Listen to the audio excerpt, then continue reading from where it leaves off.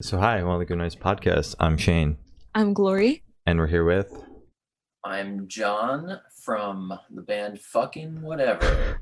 And we're gonna ask some questions today. I'm gonna start. So, what inspired the creation of the band, and what does the band name mean? The band was started, I guess, technically on a tour about 4 or 5 years ago. Taking Back Sunday was on tour with Dashboard Confessional and Seosin. Anthony Green is in Seosin, and at the time, Ben was the drummer for Dashboard Confessional. And after shows, we would just hang out and we would want to just make music and do something kind of creative and fun. And so we just did these like a cappella jam sessions with Ben playing percussion on whatever was around the room. And so that was the start of it. The only thing we recorded at that time was just some stuff on our phones. We didn't really take it that seriously. And then during the pandemic, Anthony got in touch with me, and we started talking about, following up. And we talked about releasing some of those songs that we recorded on our phones. But after we talked about that more, we just thought it'd be cooler to try to make some new songs. And that, it just kept going from there. And the band name came actually on that tour, because we talked about if we would ever do something for real with this project, what would we call it? And Ben was just kind of like off the cuff. He was like, well, we can just call it Fuckin Whatever. Yeah. And then we were like, well, let's just actually call it that. Why not? Yeah. It's just I was just so surprised at like the sound that came from the CP coming from like the bands that you guys come from. This wasn't what I expected a side project from like the amalgamation of these people to sound like. Yeah, I think a lot of people were surprised by it, which is good. That makes me happy. Definitely. So congratulations on your newest self-titled EP release. How do you feel the response to it so far? I feel great about it. I think we all feel really good. It's the whole project was just really fun for us and kind of therapeutic too. It was like in the middle of the pandemic, we were all looking for something creative to do and a way to connect with other people. So it was really, this whole thing has just really been for us to enjoy and connect with each other. And so right from the start, anything else that happened with it was just kind of a bonus. So, the fact that people are into it and responding well to it, and, that's just like a great bonus to this fun little project that we put together. Hell yeah. Definitely. It's good. So what made you guys choose Original Sin as the lead single for the EP? We felt like that was kind of a breakthrough song a little bit in the process of our writing. We had kind of got into this routine where we, like, Anthony, Ben, and I would kind of lay down a basic version of the song, and then we send it to Adam. And then Adam would add like all these new parts to it, these new vocals and melodies, and sometimes he just kind of put them at the end of the song, and then we'd hear it and be like, oh man, that's really good. And then that has to be happening more. So then we'd go and rearrange the whole song and put his new parts in the middle of the song or at the beginning even sometimes. And Original Sin was one like that, I think, where whatever he added to it kind of like became almost the focal point of the song, or we felt like it should be. And it just changed the whole thing. So I don't know. I think that was the first time that happened. And then it kind of, what the project was came into focus a little bit more. So we felt like that was a good single. Definitely. All right. So is there any reason why you decided to make the EP a self-titled, and is there any meaning behind the cover art? I think it's just self-titled because we didn't have any other ideas. Okay. That's fair. I think also, I guess, since it's our first our first release, it kind of made sense to just say, this is the band, this is who we are, here are the songs. And the cover art, we Anthony got in touch with an artist friend of his. I wish I remember her name. Unfortunately, I don't at this moment. But he kind of just asked her to come up with some designs, kind of more as like a logo or like a t-shirt design for the band. And that was one of the ones she came up with. And we all just loved it so much. We just, felt like that should just be the cover, and, like a shirt design and anything that we could use it for. We wanted to use it. Perfect. All right. So can you tell me a little about your writing process for the CP? Yeah. When it started out, what we started with was Ben would record all this different percussion stuff and make a beat.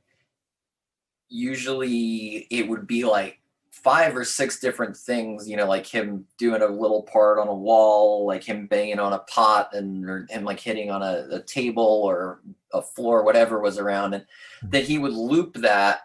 So it would just be this section that kind of, and then he'd send it to us. And it'd be, like this 4 or 5 minutes of this same drum loop going over and over again. So at the beginning, I think he did like 4 of those. And then I think the first song we worked on, I took that and did a bunch of like oohs and ahs and just kind of layered those and also looped that. And then we sent it to Anthony, and then Anthony sang a bunch of lyrics and melodies over it. And then we sent it to Adam, and then Adam added his lyrics and melodies.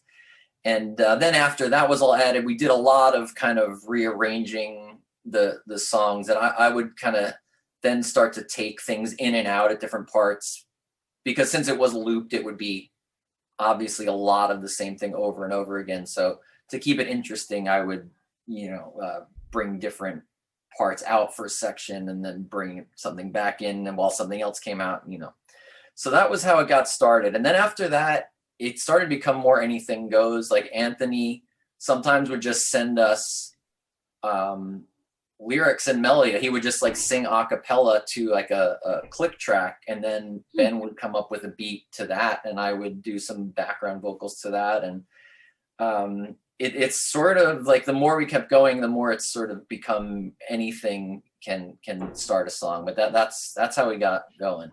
Okay. And what was it like working like socially distanced from each other? Well, it worked surprisingly well. I mean, it would have been really cool to get together in real life, and we are hoping to do that soon while we keep working on new music, to do it together. But we just did a lot of emailing and a lot of texting, a lot of group texts and group emails, and it would really kind of just be like one part would be done, the next person would add to it, they'd send it to the next person, the next person, and then it would kind of sometimes go back around again. But it worked surprisingly well. It was really amazing. Just without having to discuss anything too much, everyone would just add their stuff, and the song would just keep developing until we were done with it. And yeah, it just seemed to work out every time. That's awesome. That's awesome. Wow. Yeah. It was very it was a pleasant surprise. Definitely. So how did the track list come about for this record? Did you write the opener to be an opener, closer to be a closer? Did you just shuffle everything until it sounded right? We had all the songs done without really knowing what order they would be. Okay. And then I think we just kind of discussed it with each other. Like, again, I think still through like group text messaging, like which ones we thought would go where. We were kind of just more concerned about the flow of the songs from one into the next, and how the whole thing moved from beginning to end as a complete EP. So, we kind of just put them in the order that we felt flowed best. Okay. So I want you to pick your favorite lyric off this EP and tell us the meaning behind it. Oh man, that's kind of tough. I got to think about it for a minute. There's a lot of good ones, and there's also some where I'm not even actually sure what the lyrics are. Okay. All right. I didn't really do much of any of lyric writing. My job was mostly to do like oohs and ahs and layer vocals on what everybody else had done too. But I really love in Original Sin that the part that Adam came up with, which again I think was sort of this like breakthrough part where he says, "Original sin took two in the head and now it's happening again," which I'm not even sure what that means, but I really love it. I really love in Trash, Anthony. A lot of the lyrics from Trash I think are really great that Anthony did.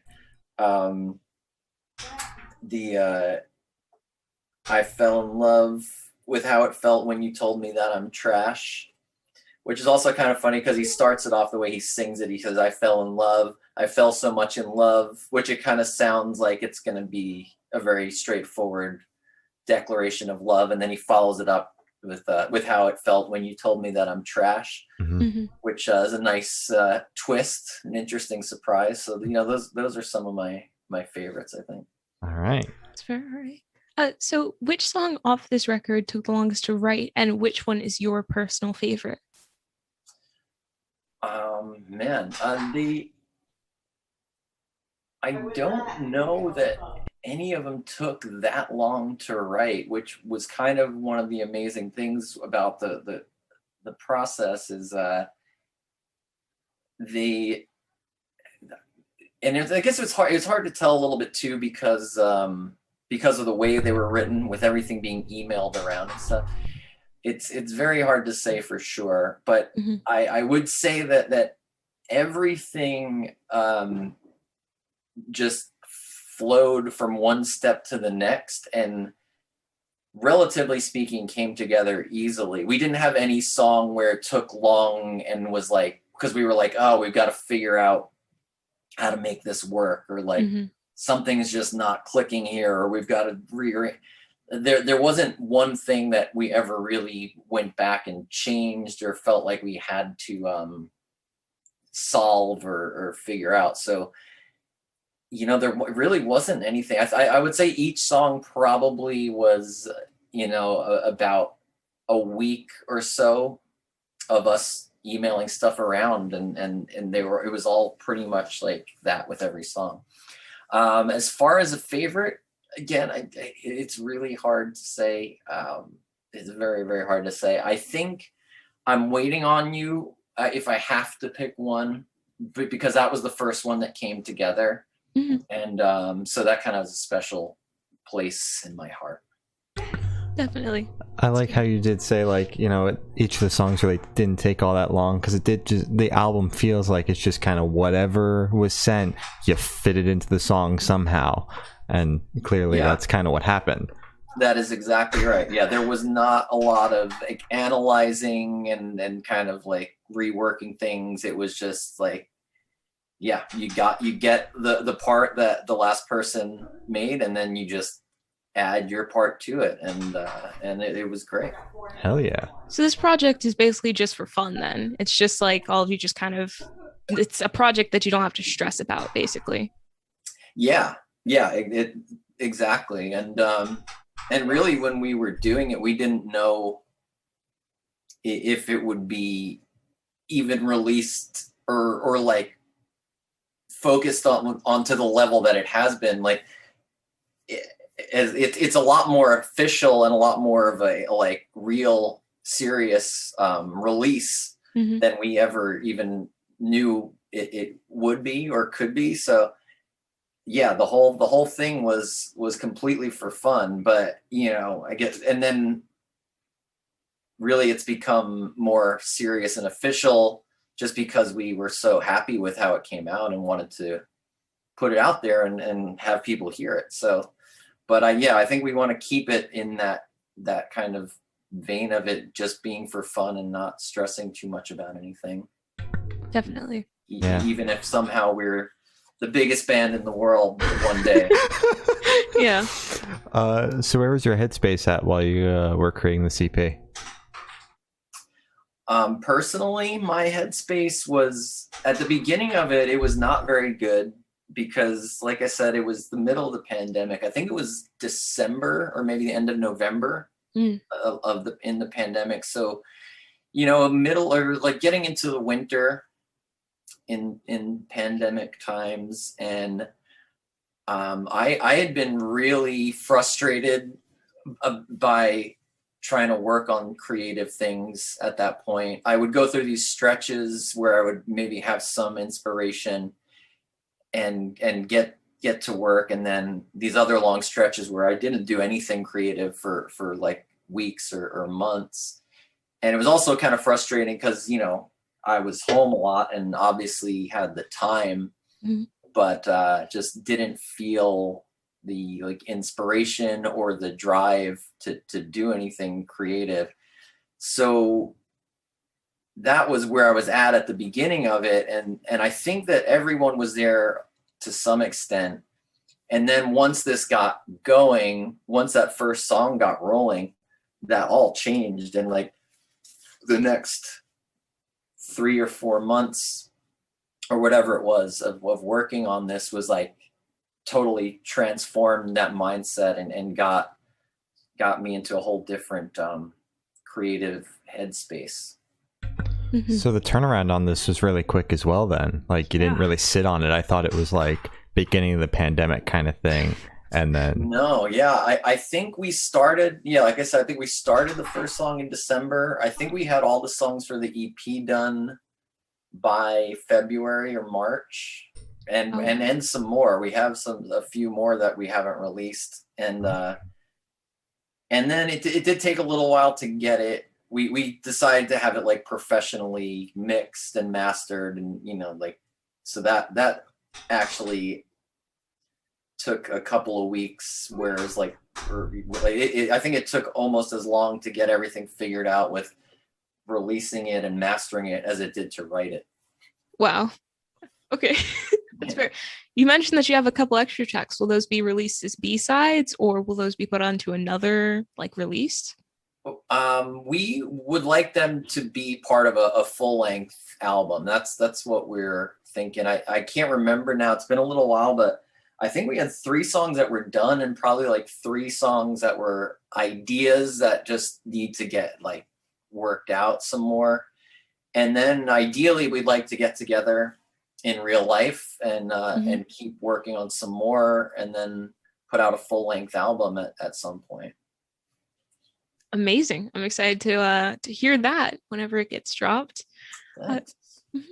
So how do you recommend your listeners to listen through this EP for the first time? Do you think they should cut off the lights, put on some headphones, actually take it all in, or should they blast it as loud as they can on their best speakers? What do you recommend? I would say it depends on the person and how they enjoy listening to it. I think the way it's recorded and put together, it translates into a lot of different environments and scenarios. But I personally have really enjoyed listening to it on headphones. And so I guess for my personal perspective, it's sort of a good one to kind of just relax and have on headphones and not really be doing anything else, and to kind of just sit with it. Yeah. So that's what I'd recommend. That's good. Right. That's a good one. This question should be super, super quick. Off the top of your head, I want you to describe the EP for new listeners in 3 words. No more, no less. Oh, wow. Very good music. Okay. Nice. All right. So do you have a favorite memory you made while you were creating this record? I think one of my favorites that comes off the top of my head is at a certain point when we were really in this, where we were sending a lot of ideas back and forth, we would also get on these like group text messages that would just get going and going. And there was certain nights where like I'd be up till like 1:30 in the morning, just group texting with everybody, which during the, in the middle of the pandemic was a really nice thing. It's like kind of the closest you could get to hanging out with your friends. And it was really nice. And we would just get into lots of different stuff. It wasn't just all about we weren't even talking about the band or the music anymore. We would kind of just go off on these tangents, and it was really fun, and it was really nice to connect with everybody. Definitely. Hell yeah. So are you guys planning to tour off this project at all? Like, I know you guys all have other much bigger projects that might conflict. Or are you thinking a live stream? We would like to do a real live show. And there's a lot to figure out with scheduling. There's also a lot to figure out with how we would actually do a show. But we've talked about, like we definitely want to do, if and when we do it, we want to do something really out of the ordinary, like maybe try to find a weird venue for it. I don't know, like an art museum or I don't know, something that's not typical, and maybe even involve the audience more in it somehow, because there's so much like chanting and things that could be sung along and made part of the recording. So yeah, we definitely want to do it. It's just a matter of figuring out how and when. Okay. All right. Sounds great. So for this question, I want you to picture you're on tour. You're at a gas station for a rest stop. You're going in. What is your snack of choice? Oh man. My snack of choice, I have been really just back into just straight just Doritos, just nacho cheese Doritos. I went through a long time of not eating them. I think mostly because I felt like they are just not good for you, which they are. Well, it's but they are. But I think the first time I probably went like a year without having them, and then had them one time, and I couldn't believe how much I enjoyed eating them. Yeah. It's all about balance. I've been back there. Yeah, I guess. I think that's the thing. If you can eat them maybe once every week or two, and not every day, you'll be all right. There you go. That sounds good. So obviously you've mentioned you guys want to put out a full length for this project at some point, but you also have another band, Taking Back Sunday, that has been dormant for a couple of years now. Haven't really put anything out. Have you guys worked on anything while you were locked up inside? We didn't actually do very much while we were locked up inside.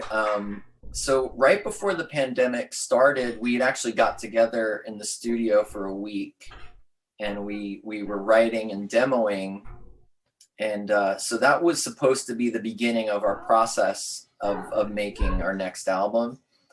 And we didn't really follow up with that very much, because like the way that our band works is usually we get together either in a studio or just in a room, and everybody kind of like presents their ideas, and everyone else kind of reacts to it in real time and adds their ideas to it.